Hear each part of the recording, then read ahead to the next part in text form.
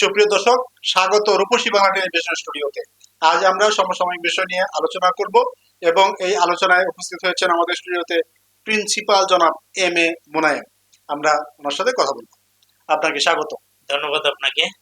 যারা দেখছেন সবাইকে আমার শুভেচ্ছা। স্বাভাবিক কারণে আজকের সমসাময়িক বিষয় নিয়ে যদি আলোচনা করি তাহলে আজকে দেখবো যে একটু আগে আমরা খবর পেয়েছি যে শাহবাগ মোড়ে আন্দোলন চলছে।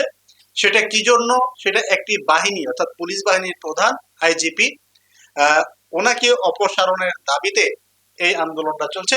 আন্দোলনকারীদের অভিযোগ যে উনি হলো আমাদের যে একটা বড় রকমের বিদ্রোহ হয়ে গেছে, অর্থাৎ যে কোনো কারণেই হোক, অর্থাৎ বাংলাদেশে যে বিডিআর বিদ্রোহের ঘটনা ঘটেছে সেই ঘটনার সাথে সম্পৃক্ততার অভিযোগে ওনার অপসারণ চাচ্ছেন। আসলে আপনার যুক্তি কি বা আপনার বিশ্লেষণ কি? ধন্যবাদ আপনাকে। যখন আওয়ামী লীগ সরকার ছিল তখন 57 জন বিডিআর কর্মকর্তাকে হত্যা করা হয়েছে নির্মমভাবে। তো এটা এখন তদন্তে বেরিয়ে আসছে যে এটা সরকারের একটা পরিকল্পনা ছিল, প্ল্যান ছিল। অর্থাৎ তাদের ক্ষমতা দীর্ঘায়িত করার জন্য, তারা এই বাহিনীকে দুর্বল করার জন্য এই কাজগুলো করেছে। এটা দুর্বল করার জন্য, এবং তারা মনে করেছে যে এরা কিছুটা মানে আওয়ামী লীগ বিদ্বেষী এরকম একটা ভাব তাদের ছিল, যার জন্য এদেরকে একই জায়গায় ওই দিন একটা সেমিনারের কথা বলে এদেরকে একত্রিত করা হয়, করে সেখানে নির্মম ভাবে এটা হত্যাকাণ্ড ঘটানো হয়। এবং আপনি জানেন যে এই হত্যাকাণ্ডের সাথে যারা জড়িত আছে ইতিমধ্যে মিডিয়ার মধ্যে এসছে। তার মধ্যে আপনার সাবেক প্রধানমন্ত্রী শেখ হাসিনা, তার যে তাপস ছিল, মেয়র ছিল, মেয়র তাপস, তার ভাতিজা, সাবেক প্রধানমন্ত্রী শেখ হাসিনার ভাতিজা শেখ ফজলুল তাপস, এবং তখনকার যে আপনার সাবেক স্বরাষ্ট্রমন্ত্রী আসাদুজ্জামান কামাল এবং নানক সহ, তারপরে আবার যে সাবেক স্বরাষ্ট্রমন্ত্রী সাহারা খাতুন, রাইট, এই নামগুলি এসছে। তাদের পরিকল্পনা করে এই বিদ্রোহ দেখে এইসব সেনা কর্মকর্তা হত্যা করা হয়েছে খুব নির্মম ভাবে। তো এখানে তদন্তে এসছে, তদন্ত কমিশন একটা করা হয়েছে বিডিআর বিদ্রোহের হত্যাকাণ্ডের ঘটনার জন্য। সেই তদন্ত বেরিয়ে আসছে যে তৎকালীন এখন যে পুলিশের আইজিপি বাহারুল আলম, সে এটা নাসিরউদ্দিন পিন্টুর বিরুদ্ধে অভিযোগ দিয়েছে যে সে তার সাথে সম্পৃক্ত ছিল। আসলে কিন্তু পিন্টু এই বিডিআর বিদ্রোহের সাথে কোনো ধরনের সম্পৃক্ততা ছিল না। এই অভিযোগ দিয়ে তাকে জেলখানাতে নিয়ে যাওয়া হয়, এবং জেলখানার মধ্যে রেখে আপনার যেমন আমাদের দেশনেত্রী খালেদা জিয়াকে যেমন জেলখানায় রেখে অসুস্থ করে ফেলে, ঠিক তদ্রুপ ভাবে এই নাসিরউদ্দিন পিন্টুকেও তিলে তিলে আস্তে আস্তে তাকে বিভিন্ন ভাবে মানসিক শারীরিক নির্যাতনের মাধ্যমে তাকে অসুস্থ করে ফেলা হয়, এবং সে সেখানে এই জেলখানাতেই তার মৃত্যুবরণ ঘটে। এটা মৃত্যুবরণ ঘটা বলে চলবে না, তাকে পরিকল্পিতভাবে হত্যা করে। এই জন্য আমি মনে করি বর্তমান যে পুলিশের আইজিপি বাহারুল আলম, উনি এটার সাথে সম্পৃক্ত বলে তদন্তের কমিশন উঠে এসছে। তো আমি অবাক লাগে যে একজন লোকের বিরুদ্ধে এত অভিযোগ, উনি কিভাবে পুলিশের আইজিপি হয়?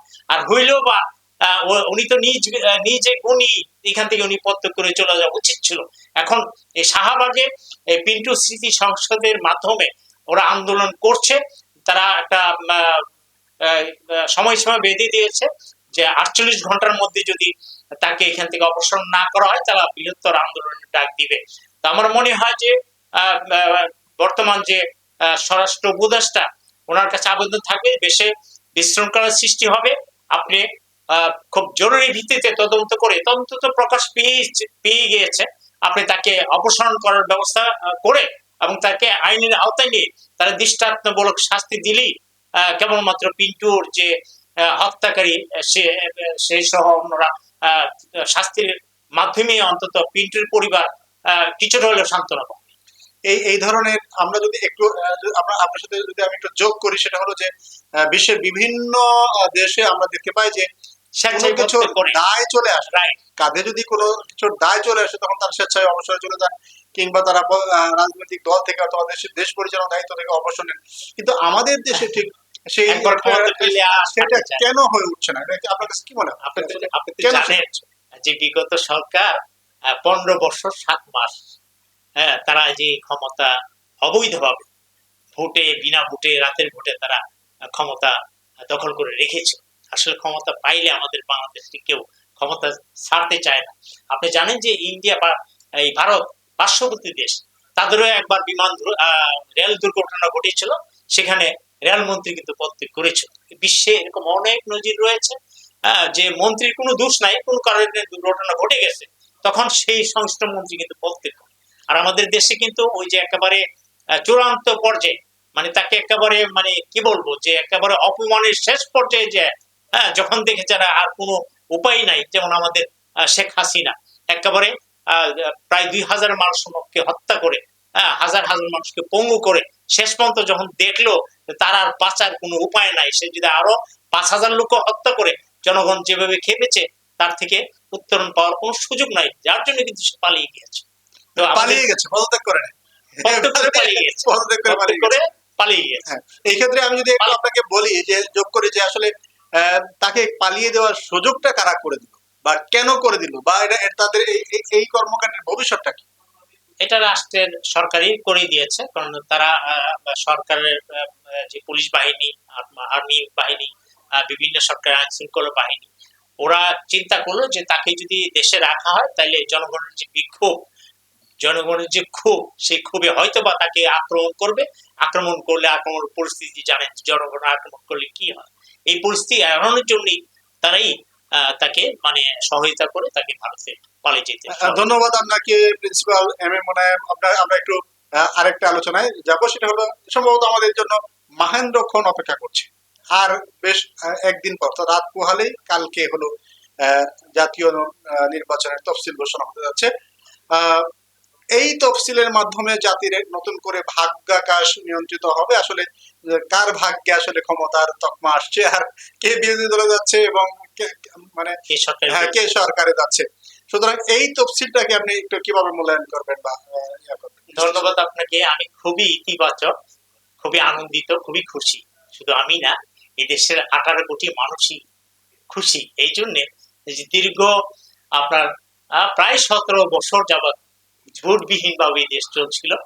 হ্যাঁ, তো এখন যে ভোটের একটা আমেজ হবে, 26শে ফেব্রুয়ারিতে তফসিল আগামীকাল ঘোষণা হবে, এটা আমি না, সারা দেশের মানুষ এবং বহির্বিশ্বের মানুষও এটা অভিনন্দন জানাবে, সাধুবাদ জানাবে, এবং এই সুষ্ঠু, অবাধ, নিরপেক্ষ নির্বাচনের মাধ্যমে জনগণের ভোটে যেই সরকার আসুক, সেই সরকারি দায়িত্ব পালন করে সরকার দেশ পরিচালনা চালাবে, দেশ পরিচালনা করবে। এবং বিরোধী দলে যারা আসুক, তারা আপনার সমালোচনা বলেন, তারপরে তাদের ইতিবাচক মনোভাব বলেন, এইগুলি দিয়ে তারা মিলেমিশে দেশটা পরিচালনা করবে, যাতে দেশটা সুষ্ঠু সুন্দরভাবে এগিয়ে যায়, সারা বিশ্বের মধ্যে নতুন বাংলাদেশ করে দাঁড়াইতে পারে, নতুন বাংলাদেশের সূচনা হতে পারে, এইভাবে একটা। ধন্যবাদ আপনাকে। আজকে আরেকটা জিনিস মনে করিয়ে দিব, আজকে বেগম রোকেয়া দিবস। নারী জাতির অগ্রদূত, অগ্রদূতের অগ্রদূত হিসেবে তিনি পরিচিত আমাদের কাছে। আজকে নানান কর্মসূচির মাধ্যমে পালিত হচ্ছে সেই দিবসটি। মাননীয় প্রধান উপদেষ্টা আজকে 4জন নারীকে রোকেয়া পদক দিয়েছেন। সেই সাথে আমি যদি একটু বলি যে একটু একটু মূল্যায়ন করি যে এই স্বাধীনতার 54 বছরে আমাদের নারীর কি অগ্রগতি হয়েছে, কতটুকু অগ্রগতি হয়েছে বলে আপনার কাছে মনে হয়? ধন্যবাদ। বেগম রোকেয়া যখন নারী আন্দোলন করে, তখন কিন্তু আপনার স্কুল কলেজে মেয়েদের পড়াটাও খুব মানে বাধা নিষেধের মতো ছিল, লুকিয়ে লুকিয়ে পড়তে হতো, এরকম অবস্থান ছিল। তো সেই পর্যায় থেকে এখন কিন্তু অনেক নারীদের স্বাধীনতা অনেক হয়েছে, এবং নারীরা অনেক উচ্চ আসনে, যেমন আমাদের দেশনেত্রী বেগম খালেদা জিয়া উনি একজন নারী। আপনি দেখেছেন বিগত বছরগুলিতে উনি কিভাবে আন্দোলন সংগ্রাম করে এবং 5 বছরের মধ্যে মতো উনি জেলও কাটিয়েছেন, আপসহীন নেত্রী হিসেবে খেতাব পেয়েছেন। উনি অসুস্থ, ওনার রোগ মুক্তির জন্য আমি মহান আল্লাহ তাআলার কাছে দোয়া করি, আল্লাহ যাতে ওনাকে সুস্থ করে দেন। এবং আপনি জেনে খুশি হবেন যে এই দেশে অনেক সর্বোচ্চ পদে রাজনীতিতেও নারীরা অনেক এগিয়েছে, এবং প্রশাসনে বলেন, পুলিশে বলেন, আর্মিতে বলেন, সকল ক্ষেত্রে নারীদের একটা পদচারণা রয়েছে। তো আমি মনে করি যে নারীরা অনেক এগিয়েছে, কিন্তু তারপরও নারীদের কিছু বাধা নিষেধ, কিছু আপনার কি বলে ধর্ষণের মতো কিংবা নারী নির্যাতনের মতো কিছু কিছু ঘটনা ঘটছে, সেগুলি যদি আমরা দমন করতে পারি, নারীরা আমাদের মায়ের জাতি, তাদের কিছু সম্মান শ্রদ্ধা দিতে পারি, তার নারীরা আরো এগিয়ে যাবে। আপনাকে ধন্যবাদ। আমি আরেকটি বিষয়, একটা রাজনীতিতে মনে হয় একটা নতুন সংস্কৃতি চালু হলো, সেটা হলো আহ, দল বিলুপ্ত করে শাহাদাত হোসেন সেলিম বিএনপিতে যোগ দিয়েছেন। তো তার একটা দল ছিল, হ্যাঁ? এই যে নতুন একটা সংস্কৃতি চালু হলো, এটাকে আপনি কতটুকু কিভাবে এটাতে মূল্যায়ন করেন? ভালো মন্দ দুইটা দিকই রয়েছে। ভালোর দিকটা যদি আমি বলি, আপনি জানেন যে এখন পিয়ার পদ্ধতি যে আপনার করা হয়েছে, পিয়ার পদ্ধতি, আর একটা হলো গণ অধ্যাদেশ আদেশ, যেটা জি, যে গণভোট।